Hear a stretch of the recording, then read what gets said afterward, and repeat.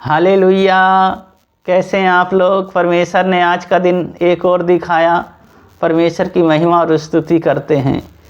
आप लोगों ने आज आत्मिक भोजन खाया, आप लोगों ने आज बाइबल पढ़े, प्रार्थना किए, क्योंकि हमारा जीवन यही है, बाइबल पढ़ना और प्रार्थना करना। जब हम प्रार्थना करते हैं, बाइबल को पढ़ते हैं, तो परमेश्वर हमारे साथ रहते हैं। पूरे दिन हम परमेश्वर के हाथों में सौंप देते हैं। जब उनके हाथों में सौंप देते हैं तो हमें चलाते हैं, हर जगह हमें सुरक्षा प्रदान करते हैं और हमारी अगुवाई करते हैं। इसी तरह हमें क्या करना है? बाइबल पढ़ना है और उनकी महिमा करनी है। वचन के लिए प्रार्थना करेंगे। महान अनुग्रहकारी पिता परमेश्वर दयालु सर्वशक्तिमान प्रभु जी, वचन पढ़ते हैं, गहरी बातें और भेद की बातें, गुप्त बातें बताएं और आपकी महिमा होने पाए।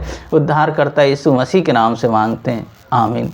वचन पढ़ेंगे मत्ती 24 अध्याय 36 पद से 44 पद तक। उस दिन और उस घड़ी के विषय में कोई नहीं जानता, न स्वर्ग के दूत और न पुत्र, परंतु केवल पिता। जैसे नूह के दिनों में था, वैसे ही मनुष्य का पुत्र का भी आना होगा। क्योंकि जैसे जल पड़ने से पहले के दिन में, जिस दिन तक कि नूह जहाज पर ना चढ़ा, उस दिन तक लोग खाते पीते थे और उसमें विवाह होता था, जब तक जल प्रलय आकर उन सब को बहा ना ले गया, तब तक उनको कुछ भी मालूम ना पड़ा। वैसे ही मनुष्य के पुत्र का भी आना होगा। उस समय दो जन खेत में होंगे, एक ले लिया जाएगा, दूसरा छोड़ दिया जाएगा। दो स्त्रियां चक्की पीसेंगी, एक ले ली जाएगी और दूसरी छोड़ दी जाएगी। इसलिए जागते रहो, क्योंकि तुम नहीं जानते कि तुम्हारा प्रभु किस दिन आएगा। परंतु ये जान लो कि यदि घर का स्वामी जानता होता कि किस पहर आएगा, तो जागता रहता और अपने घर में लगने ना देता। इसलिए तुम भी तैयार रहो, क्योंकि जिस घड़ी के विषय में तुम सोचते भी नहीं, उसी घड़ी मनुष्य का पुत्र आ जाएगा। इस वचन को पढ़े जाने को परमेश्वर बहुत बहुत आशीष दे। यीशु कहते हैं मसीह लोग जागते रहें। जब हम प्रार्थना करते हैं और बाइबल पढ़ते हैं, तो हम क्या करते हैं? हम तैयार रहते हैं और हम परमेश्वर की स्तुति करते रहते हैं। हमें क्या करना है? हमें प्रार्थना में अपना जीवन सौंप देना है। प्रार्थना में हमें जीवन सौंप देना है, क्योंकि यीशु मसीह कोई पता नहीं किस घड़ी आए और कब आ जाएं, कब आएँ। इसीलिए हमें क्या करना है? प्रार्थना करते रहना। और दूसरी बात है, हमें जागते रहना। क्योंकि दो जन चक्की पीसती होंगी, एक उठा ली जाएगी, एक छोड़ दी जाएगी।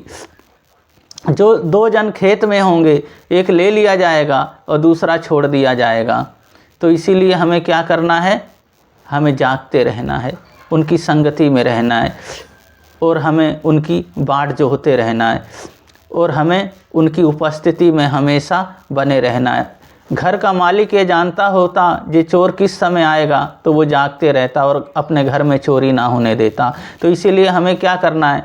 यीशु मसीह ने सारी बात हमें बता दी। वो कहते हैं मैं आऊँगा, बादलों पे आऊँगा। इसलिए तुम तैयार हो जाओ, अपने जीवन को मुझे सौंप दो। जब हम तैयार होते हैं, जब अपना जीवन उनको सौंप देते हैं, तो हमारे जीवन में वो कार्य करते। यानी हमारे अंदर कोई भी झुर्री, कोई भी धाग हो, कोई भी धब्बा ना हो। परमेश्वर को हम जब अपना जीवन सौंप देते हैं, सुबह से शाम तक परमेश्वर की महिमा करते हैं। हम किसी भी फील्ड में होते हैं, काम पे हैं, तब भी हम गुनगुनाते रहते हैं। रास्ते में हैं, बाइक में हैं, कार में हैं, उस समय हम गीतों गाते हैं और परमेश्वर से हमारा कॉन्टेक्ट रहता है, क्योंकि परमेश्वर से हमारी संगति रहती है।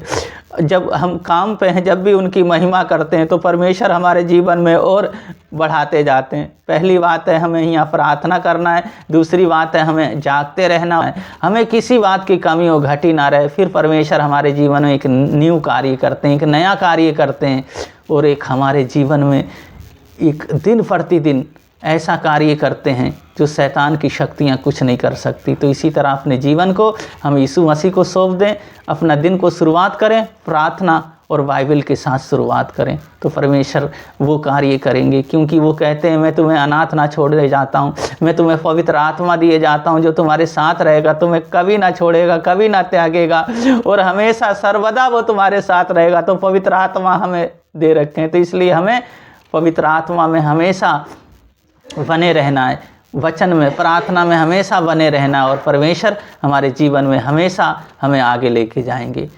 प्रार्थना करेंगे, अपने हाथ शरीरों पे रख लें, परमेश्वर अभी छुएंगे, अभी चंगा करेंगे। महान अनुग्रहकारी पिता परमेश्वर, इन बहन भाइयों को पैर के तलवे से सिर के बाल तक आपके लहू में ढकता हूँ। ये आपके हैं, आपके चुने हुए हैं प्रभु जी, आपके पत्र हैं। तो प्रभु जी होने दे कार्य, छोटे बड़े सबको प्रभु जी आपके लहू में, हर बीमारियाँ हर दुर्बलताएँ चले जाएँ, आपका अभिषेक आपकी सामर्थ्य से भर जाएँ प्रभु जी। इस दुनिया में रहते हुए प्रभु जी बहुत से प्रभु जी क्लेश आता है, बहुत से प्रॉब्लम आती है, पर मेरे यीशु मसीह आपका वचन कहता है सारी चिंता मुझ में डाल दो, मैं देखूंगा।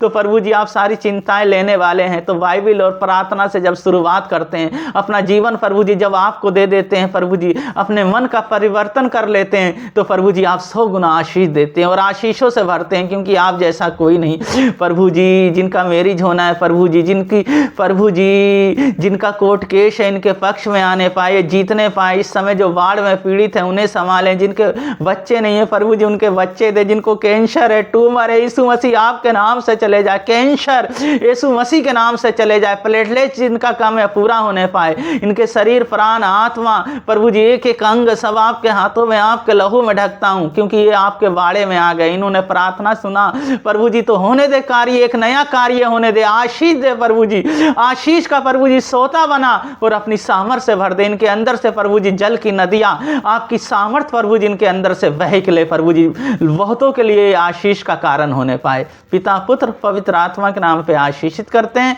उद्धार करता यीशु मसीह के नाम से मांगते हैं, आमीन। परमेश्वर ही हैं जो हमें बढ़ाते हैं, जब वो हमें बढ़ाते हैं तो हमें कभी छोड़ते नहीं। वो तो कहते हैं मैं तुम्हें कभी नहीं छोड़ूंगा, तो वो हमारे साथ रहते हैं। पर हमें क्या करना है, अपने जीवन को उन्हें सौंप देना है और उनके अनुसार अपने जीवन को जीना है। परमेश्वर आप लोगों को बहुत बहुत आशीष दें। सबको जय मसीह की।